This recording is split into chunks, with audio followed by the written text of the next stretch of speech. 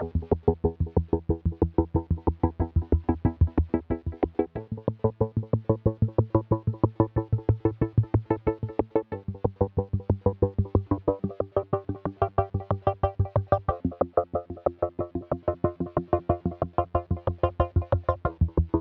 was a very nice lady, I don't remember her name now, Christine or something, and she sat me down and, you know, she's like, I'm so sorry, you've tested positive. She's like, then I started to cry and she's like, okay, I have to, I'll just leave you alone. I think she was gonna cry as well. Some people are very fortunate that they don't have these side effects. In March 2011, we held a London screening of an award-winning documentary, Brent Leung's House of Numbers. It questions the science behind the theory that HIV is the cause of AIDS. The film sparked an animated debate, rekindling a controversy that's been rumbling on for years. We're going to take you back 28 years, and with the help of some remarkable archive material, reveal the story behind the challenge to the flawed science surrounding AIDS and the consequences of following a misguided hypothesis. I'm about to go in for my first HIV test, and I'm a little nervous. Tell me about your sex life. I'm not gay, I'm not a hemophiliac, and I've never used intravenous drugs.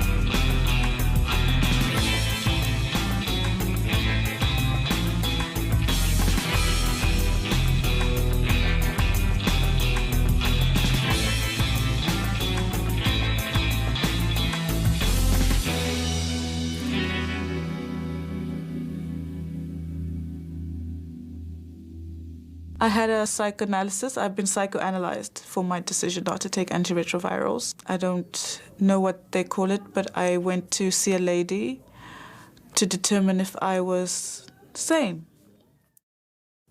The consequences of an HIV-positive diagnosis, the stigma combined with the powerful drug regimes, reverberate into a person's future. This was the case with Lindsay Nagel. I was adopted from Romania in 1990, and my mom and my grandma went to Romania to come and get me. So they had spent 2 months over there to deal with all the adoption and everything, and then I had, in order to come into the United States, I had to get tested for HIV. In Romania, I tested negative, so then everything was fine. We went to the United States, and then in 3 months of being in the United States, I had to get tested again, and I was tested positive. Lindsay was given the AIDS drug AZT at 9 months. She suffered serious side effects. It was unbearable to the point where we wrote to Peter Duisberg after 40 days and nights of this horrible pain. And he wrote back immediately and said, you must take your daughter off the AZT. That is why she's having the pain and all the problems. The mechanism of action of AZT is embarrassingly clear and simple. It is a terminator of DNA synthesis. DNA is the basis for all life on this planet. It's the central molecule in every living cell. The belief is that AIDS is infectious, that it's caused by HIV, and that you can catch HIV from somebody else.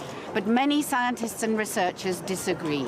These views have been skillfully suppressed for decades by the prevailing scientific orthodoxy and the mainstream media. We've kept an extensive archive over a period of 28 years, which will demonstrate how dangerously wrong science can be. HIV cannot be the cause of AIDS because it doesn't infect enough cells and isn't active enough. It's only found in 1 out of 8,000 T cells, which are often, not always, lost in AIDS, and that loss can't be due to HIV if only 1 in 8,000 cells are infected. HIV has never been isolated. Its assumption has been postulated only by indirect means. Every single prediction of the HIV theory has failed, most notably that HIV/AIDS has remained confined to the risk groups and has not spread to produce a heterosexual epidemic. The test claims to be specific for the presence of a new virus, something that infects people through sex, something that once you're infected, there's no cure, you're never going to get rid of it. So if you're told that you're HIV positive, it's a most terrible witch doctor's bone being pointed at you. And often the curse of being told you're HIV positive has killed in itself because people give up and die. We have been told for the last 30 years that an HIV infection is the equivalent to a death sentence. So even if now we know that most people who have tested HIV positive will continue to survive, and most of them in good health for decades, still the perception is it is a death sentence. Is it really possible that the world could have been so misled? There's plenty of evidence historically to demonstrate how science can get things terribly wrong. It took 350 years for Galileo's heresy to be pardoned by the Catholic Church for saying the Earth went round the sun. For centuries, those viewing the heavens thought we were part of the only existing galaxy, the Milky Way. But in 1924, when Edwin Hubble's powerful telescope came into use, it only took a year for 200 billion galaxies to be identified. In Japan, it took 30 years and teams of lawyers to dismiss in court the idea that a virus was the cause of SMON, a blindness and paralysis that by 1971 had affected 11,000 people and caused thousands of deaths. It was more convenient to call it infectious rather than toxic. Then no one could be blamed. It was only when Professor Tadao Tsubaki, in true detective style, tracked the symptoms down and found that this disastrous nerve damage was a toxic reaction caused by a common anti-diarrheal drug that the infectious theory was dropped and the toxic reaction accepted. In the early 1900s, in the southern states of America, and in some areas of Europe, where poor families shared a survival diet of maize or polenta, hundreds of thousands of people developed severe skin rashes and dementia. They were imprisoned, thrown off ships, or locked in mental asylums for fear that their symptoms were catching. Many died. The condition was called pellagra, and once again, it was not infectious. But poor Dr. Joseph Goldberger, who'd noticed that nobody treating these unfortunate peregrines had become ill, and suggested it was not an infectious condition, but caused by malnutrition, was ridiculed for his views and died before he was vindicated. 5 years after his death, it was accepted that pellagra was not infectious, but caused by a vitamin B or niacin deficiency. Plague terror is very attractive. In the battle between what's infectious and what's toxic, the infectious hypothesis usually wins. Plague terror keeps people in order and raises enormous amounts of money. It is a deadly disease and there is no known cure. The virus can be passed during sexual intercourse with an infected person. Anyone can get it, man or woman.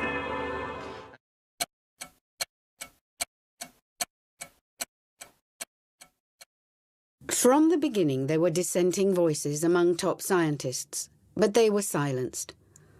The most famous and most vilified heretic is Peter Duesberg. For saying HIV is not the cause of AIDS, he was defrocked and defunded. This leading molecular biologist from Berkeley, University of California, elected to the US National Academy of Sciences, having lost his grants for postgraduate students, was relegated to teaching undergraduate lab courses. Among those who challenged the virus AIDS hypothesis, there are differing views. Peter Duesberg's position is that HIV is a dormant passenger retrovirus with neither the capacity nor the mechanism with which to cause AIDS. It is dormant all the time. It never becomes active. It is dormant to begin with, it's dormant when you die from it, it's dormant when you suffer from it. There's no report in the literature describing the virus ever to be active in a patient, in a human being, only in cell culture. So it's always dormant. That is, in fact, one of the paradoxes of the viral hypothesis. There is no parasite that I know of among viruses and bacteria and fungus and anything that is dormant while it's pathogenic. This one is. That's one of the major reasons why I don't believe that this virus is the cause of AIDS. Another leading heresy is from a group of scientists in Perth, Western Australia. Their position is that HIV has never been proven to exist because it's neither been purified nor isolated. Orthodoxy has given the name HIV to certain stretches of genetic material, but the so-called retrovirus HIV has never been obtained directly from a person's blood. The only way that it's detected at present is through indirect markers, principally through antibodies to a set of proteins said to be specific to HIV, but which are in all of us anyway, or endogenous. There is no way to test for HIV. This is because all the tests are based on indirect markers, none of which has been validated by proving that the markers are positive only when the virus is present. If there is such a thing as an AIDS-causing retrovirus, then its unique body parts, that is, its proteins, should only be found in HIV-positive individuals and individuals who have AIDS. But this is not the case. All the principal HIV proteins have been found in all manner of cells from healthy human beings who are HIV negative. There were indications of proteins present which were taken to be representative of HIV, and then antibodies were raised to those proteins. But it was never demonstrated that those antigens, those proteins, really did represent a new virus. There were other reasons that could explain the presence of those proteins in increased amounts in the cultures that the scientists had at the start. And that misinterpretation lies at the root of the whole problem that has persisted now for the last 25 years. There was a view that was being expressed by people whose scientific credentials you can't question. I'm not saying that they're necessarily correct, but it seemed to me that there had been a determined effort to exclude their voice, to silence it. One of the key factors that these scientists were trying to express was that our antibody profile can become raised for many reasons. Autoimmune conditions, malnutrition, pathogenic assault from dirty water. Current medical orthodoxy accepts that there are over 70 medical conditions that can raise levels of the so-called HIV antibodies and cause positive results from the test. Conditions like TB, malaria, syphilis, rheumatoid arthritis, lupus, multiple pregnancies, to name but a few. So what is the test detecting? Is there anything there? Some experts say that what's being found is not a new virus at all. Etienne de Haven maintains that electron microscopy evidence for HIV shows nothing more than defective protein particles or cellular debris. I'm absolutely dismayed to find out that for about 15 years, the essential control of electron microscopy was neglected, completely neglected. And it's only very recently, about 2 years ago, that 2 papers came out in which finally electron microscopy was used to verify the presence of virus particles in samples which were for all these 15 years regarded as pure virus. And to my greatest dismay, these pictures were showing practically nothing else but cell debris. This brings into question the biggest crime of all, the HIV test. The test has no gold standard to measure against, and results can vary between one commercial test kit and another. Later, we'll reveal the conflicting results of our own survey, findings that have never before been broadcast. But how did it all begin? It began when a group of young gay men in Orange County, California, became very ill. They developed a variety of symptoms, including purple lesions on the skin called Kaposi sarcoma, swollen lymph glands, and a pneumonia-like condition called PCP, pneumocystis carinii pneumonia. At first, the condition was called GRID, gay-related immune deficiency. It was thought to be caused by recreational drug use, in particular, the use of the highly toxic amyl nitrite, or poppers. Amyl butyl nitrites, in the kinds of doses that they are used, particularly by gay men, have been shown in various studies to be immunosuppressive. Poppers combined with antibiotics such as penicillin and tetracycline, both in the test tube and in living human beings and animals, to create carcinogens. These may be the cause of Kaposi sarcoma. At the same time, at the Centers for Disease Control in Atlanta, Georgia, scientists were looking into causes of immune system defects, and in particular, a low count of immune cells called CD4 cells. The young men in Orange County all had low CD4 counts, and it was decided by the CDC that they were not a toxic cluster, but an infectious cluster. The wheels of plague terror began to turn, and the US government agency, the Epidemic Intelligence Service, or EIS, were put on alert. From then on, all research was focused on finding an infectious cause for what became known as AIDS, Acquired Immune Deficiency Syndrome. But some members of the gay community in New York, like the remarkable Michael Callan, knew this couldn't be right. In a brilliant article in New York Native called We Know Who We Are, he identified gay-related risk behavior as the cause of the calamitous immune deficiency called AIDS. His doctor, pioneering dissident Joe Sonnabend, supported a multifactorial cause for AIDS. I didn't want to look at my lifestyle, but when I read Dr. Sonnabend's really well-written, well-thought-out, what he did was he strung together a theory about what the cumulative consequences of an abusive lifestyle might be. And I recognized myself in the portrait that he presented.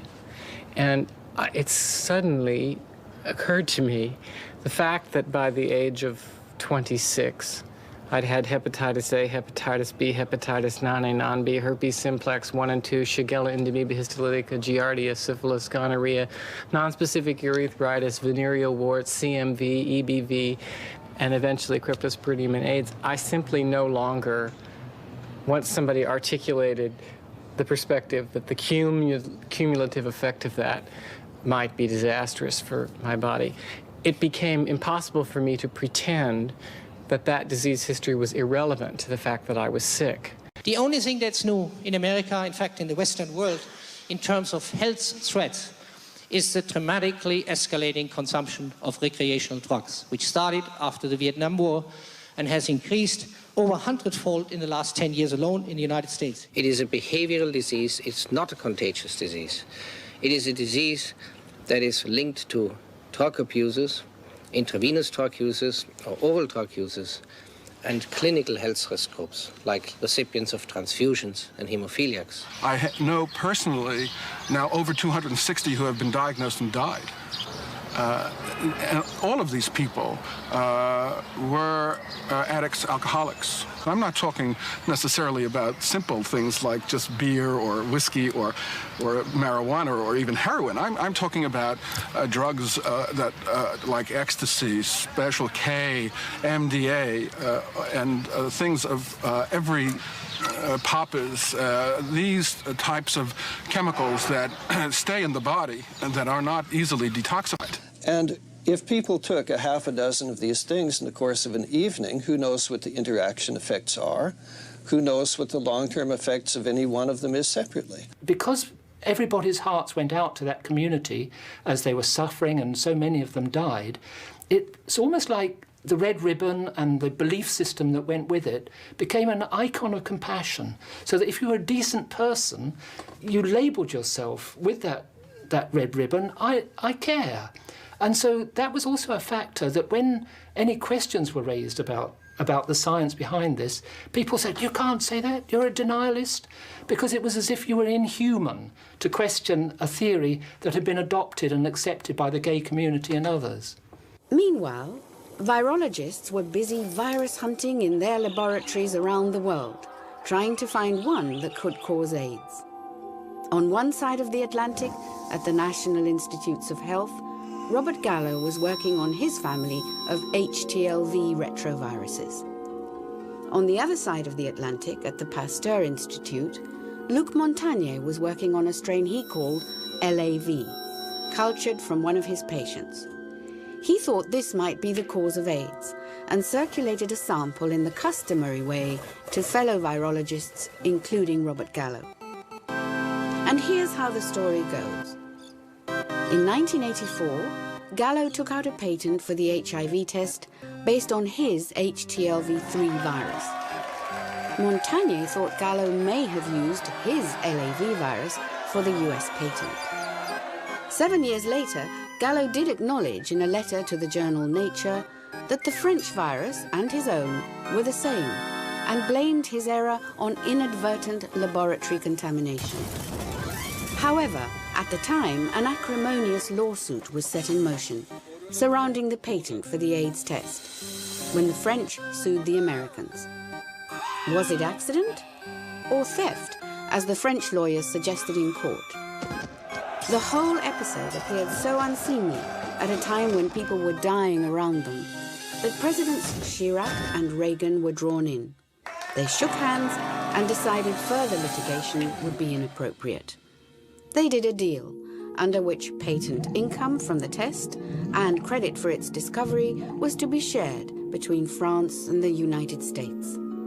LAV and HTLV3 were dropped, and it was agreed that the virus was to be called the Human Immune Deficiency Virus, HIV. Health Secretary Margaret Heckler made the announcement to a packed news conference. The probable cause of AIDS has been found. She then introduced the scientist who led the team, Dr. Robert Gallo. On that very day, Robert Gallo took out a patent for HIV. What it all boiled down to in the end was two men in a room deciding what history was. As a historian, that is really offensive. It was Gallo and Montagnier sitting together saying, OK, we'll agree that you did this, if we can also agree that I did that part of the process. And then they signed an agreement as to what they said had happened. It was not actually what had happened, it was horse trading about what they could agree had happened for political reasons.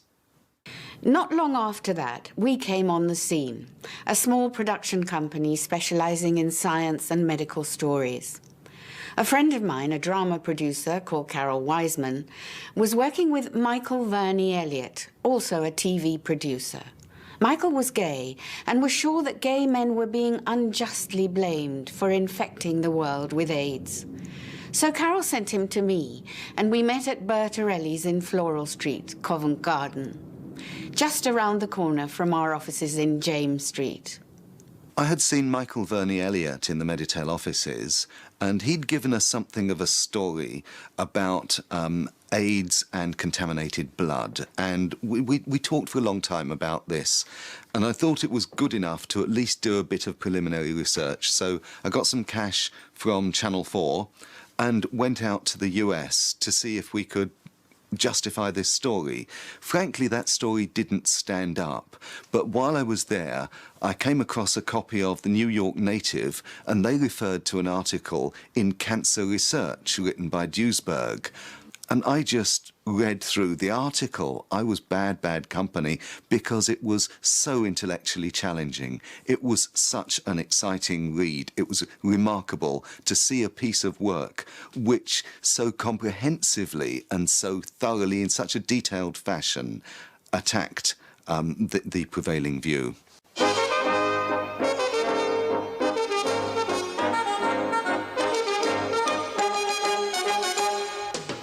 Millions of pounds are being ploughed into the campaign against AIDS. AIDS, the Unheard Voices, went on to win the Royal Television Society's Award for Current Affairs. We thought we would change the world. Our second dispatches, commissioned again by David Lloyd at Channel 4, went further.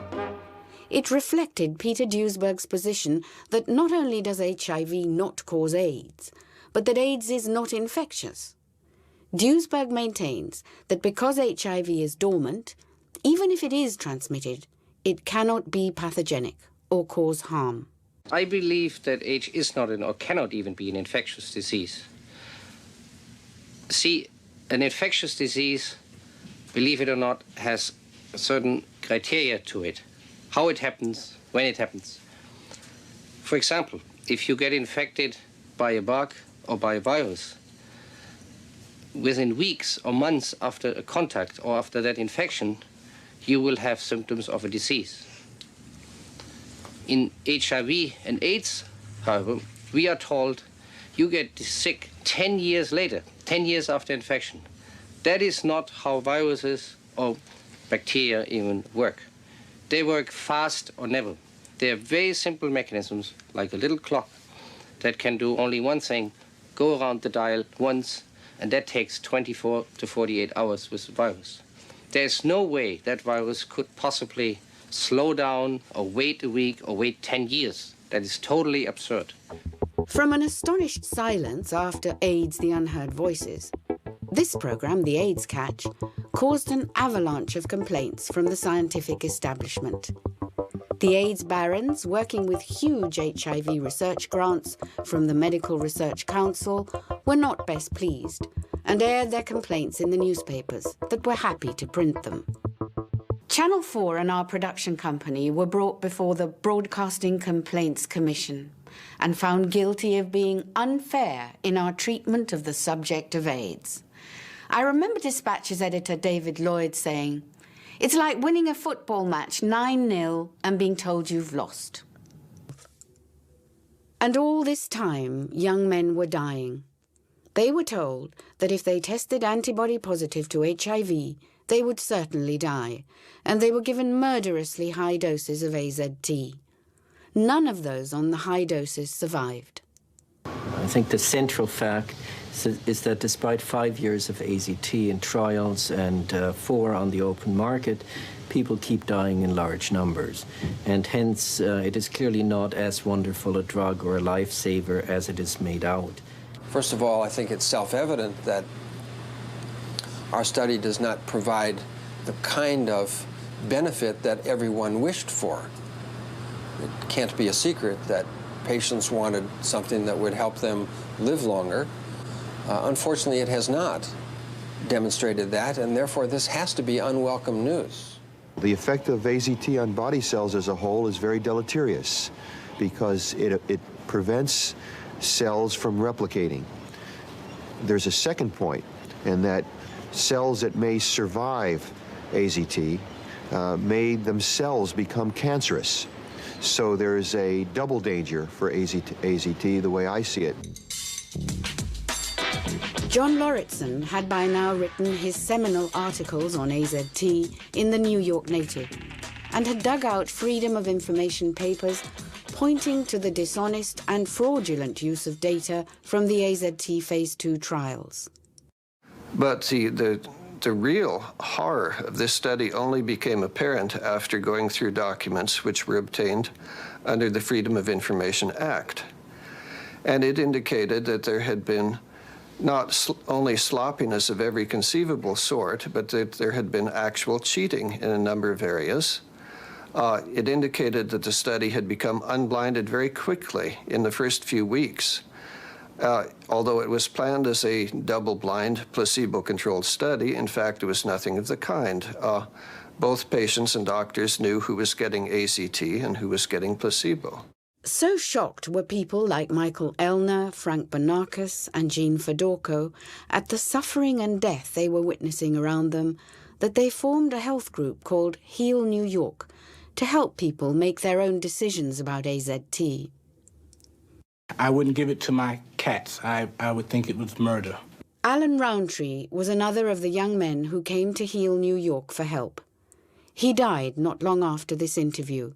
Here he describes what it was like to take AZT. At first, good. Oh boy, I gained weight. And I said, boy, this stuff must be working. And then about another 2 weeks later, it did start working. The headaches came. The dizziness, the nauseousness, and the whole time I had fingernails that were so black, it looked like I had nail polish on, you know.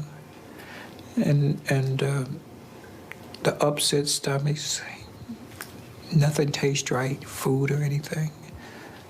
And the main thing of it, it'll affect you so where you couldn't listen to people because you don't want to hear them because you're hurting so bad. And it left me impudent. It destroyed my hopes for living, you know. Mothers and babies will not be sacrificed to AZT. Babies born to HIV-positive mothers were also being given AZT, and a medical research council trial was set in motion across Europe called the PENTA trial. They test him. They will tell me the results in 1 month's time, but I'm worried he should be given the AZT treatment, and I need more information about it.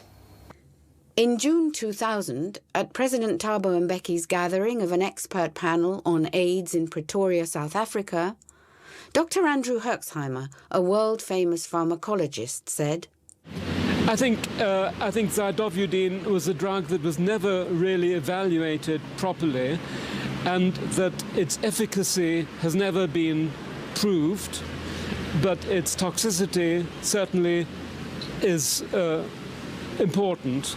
And I think it has killed a lot of people, especially at the higher doses. I personally think that it is not worth using alone or in combination at all.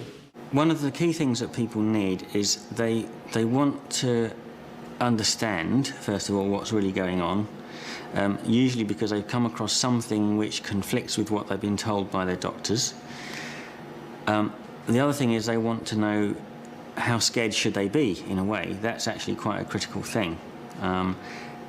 Is their diagnosis really dangerous or not? And is to know that they're not the only one in the flesh that is questioning this. Because it's one thing to look at a load of information on the internet, but it's a completely different matter from actually meeting someone that can coherently argue the same points face to face. In 1992, something extraordinary happened. A conference was organised in Amsterdam called AIDS: A Different View, and many members of the Orthodoxy signed up to attend. Joanne Sawicki at Sky News agreed to broadcast a news report from there. It was here that the now Nobel laureate, Dr. Luc Montagnier, told the world that you don't necessarily die if you have HIV. We are seeing people which have been infected for 9, 10 years or more, 10, 12 years, and they are still in good shape. Their immune system is still good. And it is unlikely those people will come down with AIDS later. 2 years before, in 1990, when we'd interviewed Luc Montagnier for the AIDS Catch, he'd had doubts about HIV being able to do the whole job.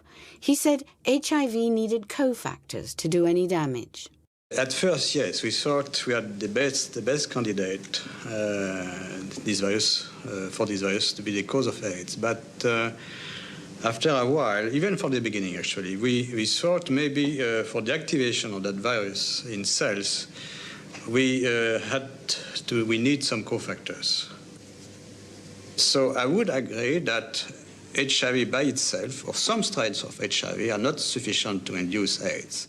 In 1997, in an interview with filmmaker Jamel Tahi, published in Continuum magazine, Montagnier said that HIV had never been purified. Well, of course we looked for it. We saw some particles, but they didn't have the morphology of retroviruses. He later said, I repeat, we did not purify. It was startling that Professor Montagnier decided to acknowledge in his interview with Jamel Tahi in Continuum that as far back as 1983, his team were not able to purify anything that you might call HIV, despite what he termed a Roman effort.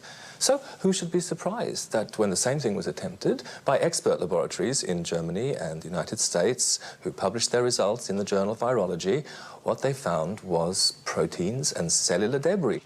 Then in Pretoria, Hugh tackled Luc Montagnier on the purification question. Was the first genome taken from purified virus? Well, identified with purified virus? It was not made from purified virus, but it doesn't matter because you clone, you know, you clone DNA. Once it's cloned, it's pure.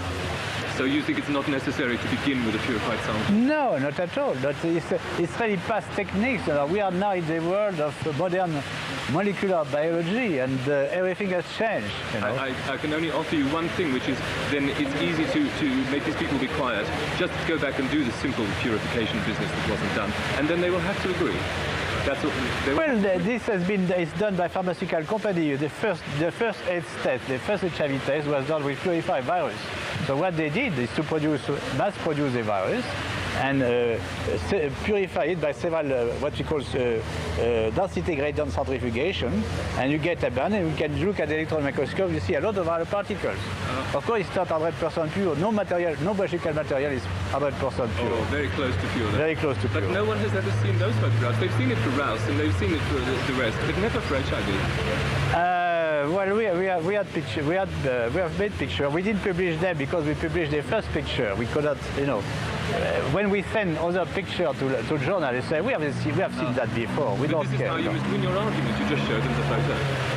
Sorry? You just show them the photograph, and then you will win your argument. I don't have them with me, but you can solve it all. But this is very old problem which has been solved for many years. So it's not really an argument.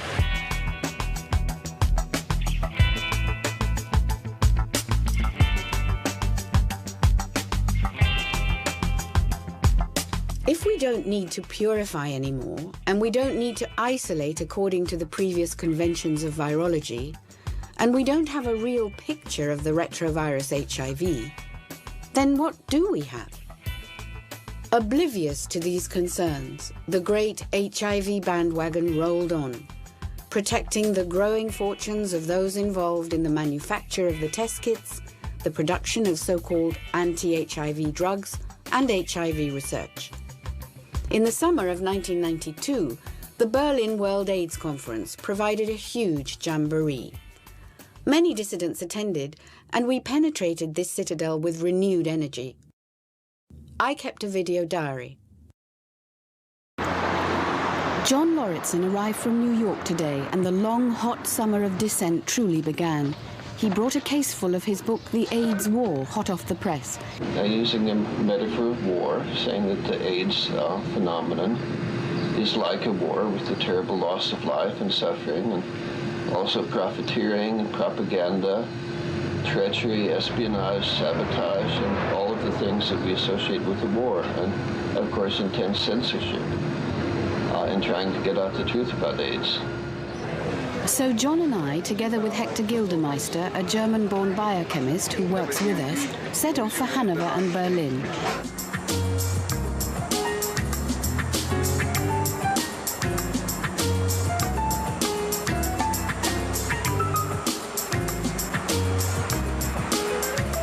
We worked quickly to get our literature into the conference and onto the press racks as soon as possible. Robert Laarhoven from the Amsterdam group had prepared, with the help of Peter Raat, a formidable selection of dossiers. These included the journal Rethinking AIDS, from the Group for the Scientific Re-Evaluation of the HIV/AIDS Hypothesis, a group comprising 150 scientists and researchers, including a Nobel Prize winner. Our efforts were futile. Within hours, all the dossiers in the press lounge were confiscated by the organisers. Dr. Robert Gallo was there, accompanied by 3 bodyguards using strong-arm tactics at what was no more than journalistic exuberance. It was possible for us to confront Robert Gallo and the panel during the press conferences. We decided this was the time to put some important points to Dr. Gallo. Question for Dr. Gallo. Professor Robert Root Bernstein, author of Rethinking AIDS, has said that by the end of the century we'll know everything there is to know about HIV and nothing about AIDS. Given that all of Professor Peter Duesberg's predictions have come true, namely that there's been no heterosexual spread of AIDS in the Western world and that AZT doesn't work, when will you, Dr. Gallo, agree that we need to fund a total reappraisal of the HIV-AIDS hypothesis, not dictated to by the search for endless, new, useless and damaging antivirals? Okay, thank you for the statement. Short answer. I think Dr. Ruth Bernstein doesn't know what he's talking about. Okay. I would like no discussion, please. Sorry. Next question. Up to there. The answer is I think he's wrong, and I think any rational person who's looked at this carefully, slowly, and is trained has come to the same conclusion that he's wrong. I don't influence funding. I'm not a director of an institute. I do my work. I'm working on HIV as the cause of this disease. I have since 1984. If you and Ruth Bernstein don't believe it, so be it. Do your own work on what you think the cause is and don't bother me. The battle was on. Ironically, our opponents were gay lobby groups like ACT UP, who'd been brought over as official dissidents, bussed in strategically to protest about a lack of drugs. A group from ACT UP people, they come out of the building from the Congress and they made a demonstration and they give statements against the British government, and suddenly some people out of this group come to us and they took our posters and burned them. Peter Schmidt, who'd been filming the goings-on, had been ordered to erase his tapes by one of the German professors. Professor Seichert not only want his picture delayed, he wants to have the complete cassette. Well, I refused him. I said, no, there's no way. And so we only took out his pictures out of from the cassette. And they said that I had to leave on charges of trespassing. They took my press card and two policemen brought me outside the conference hall. And what did they say? That if I ever cross this line, this line, I would be arrested. It became more clear to me that there is a very heavy censorship on dissident information, and I'm not afraid anymore to use words as AIDS fascism. Well, this is the first AIDS conference ever where there's a real presence of honest AIDS dissidents, those of us who are opposed to the basic AIDS paradigm, the HIV-AIDS hypothesis, and AZT therapy. At the same time, there have been shocking events at this conference, which means that the people in the AIDS establishment are afraid of free speech. The level of censorship was staggering. Celia Farber, John Lauritsen and Frank Bonakis were among those who stuck it out to the bitter end. I do get extremely despondent, and I've been feeling that. When I walk around here, I feel like this is so hopeless. What we are up against is a gargantuan, multi-billion-dollar infrastructure. And who do we think we are? Who do we think we are kidding? You know, I mean, but you have to just be Sisyphus, right? And keep pushing the rock up the hill and let it roll down again. There's no other choice. The only other option is to just turn around and walk away, which we're obviously, we know what we know, so it's too late to do that.